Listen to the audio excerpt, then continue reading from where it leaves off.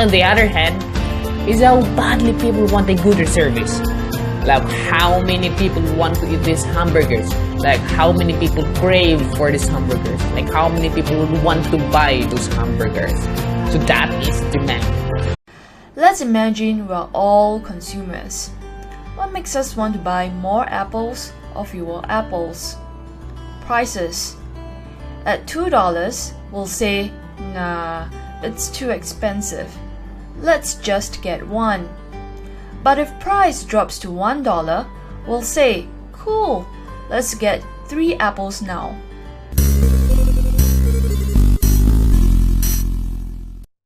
Tastes and preferences. Hey, I saw an advert today. Apples are good for health. All of a sudden, I want to buy more apples. When tastes shift towards apples, demand for apples increases. Price of complements. We say goods are complements of each other when they are normally bought together. For example, printer and ink cartridges, or bread and jam. If bread gets cheaper, what happens to our demand for jam? Well, bread gets cheaper, we buy more bread, so we'll buy more jam. Price of substitutes. Substitutes are goods that are bought for the same purpose. For instance, Pepsi and Coke are substitutes. When price of Pepsi drops, we'll start to think, hey, let's buy fewer cans of Coke and switch to Pepsi. They're the same thing anyway. So when price of Pepsi drops, demand for Coke decreases. Income. You know, we all have this lust for material stuff, and we think that when we make more money, we are going to buy more of this and this and that. These goods are called normal goods. When our income increases, we want to get more normal goods like cars. There's another category of goods called inferior goods. For example, food from roadside stalls. Perhaps your income increases and think, this food is inferior. You have more money, you want to eat in a restaurant now. When our income increases, we demand fewer inferior goods. Expectation of prices. There's a drought going on in Thailand. Shortage of rice in the near future is expected. Crap! No rice? Man, I think the price of rice is going to increase. Better go buy and stock up some rice now. So if we think future prices of rice will increase, our demand for rice today increases. Population. When the number of people on an island increases, the demand for houses increases. When population increases, demand for something will increase. So this is the summary. But hey, there are so many factors affecting demand. I'm getting confused. How do I graph the demand curve? If you like this video, remember to like and subscribe. Next up, the demand curve.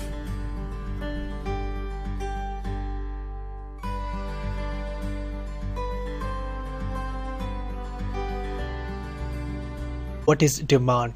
Demand is a desire of consumers for a commodity which is backed by a willingness to pay for that commodity. For example, Ali has a desire to buy a car. If he has no money to buy this car, so this is not the demand.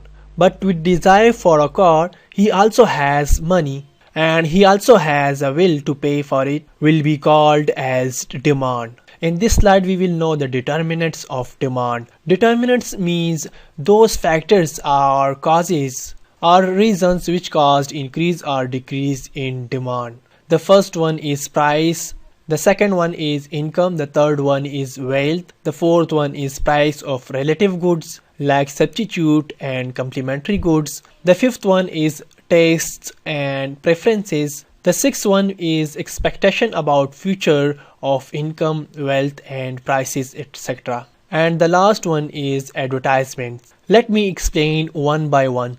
Prices can change the demand. For example, if prices increases, the demand will decrease. But if prices decreases, the demand will increase. So prices is the main determinant of demand, which causes change in demand. The second one is income of consumers. If the income of consumers increases, he will demand more. But if income of the consumer decreases, he will demand less. So income is also a factor which causes the change in demand. The third one we have is wealth. If a consumer's wealth increases, he will demand more of a commodity. But if the wealth of consumers decreases, he will demand less of that commodity. The fourth one we have is price of relative goods. In relative goods, we have substitute goods and complementary goods. Substitute goods are those if the prices of one good increases, we start consuming another good instead of that good. Like if the prices of tea increases, we will shift to consuming coffee. And complementary goods are those goods if the prices of one good increases, we decrease the consumption of second good also. For example, the prices of cars and gasoline. If the gasoline prices decreases more and more, people will start buying cars. The fifth determinant is tastes and preferences. If the consumer's tastes and preferences changes, the demand will also change. Like if the people's fashion and customs changes, the demand of consumers will also increase or decrease. On the sixth position, we have expectations of consumers. If a consumer expects that his income will increase, so he will start increasing his demand. But if he expects that his income will decrease, he will decrease his demand. And if a consumer expects that his wealth will increase, he will increase his demand, and vice versa. If a consumer's expectations about prices change in the future, he will also increase or decrease his demand. On the seventh position we have is advertisement. If producers start advertisements, the demand will also increase.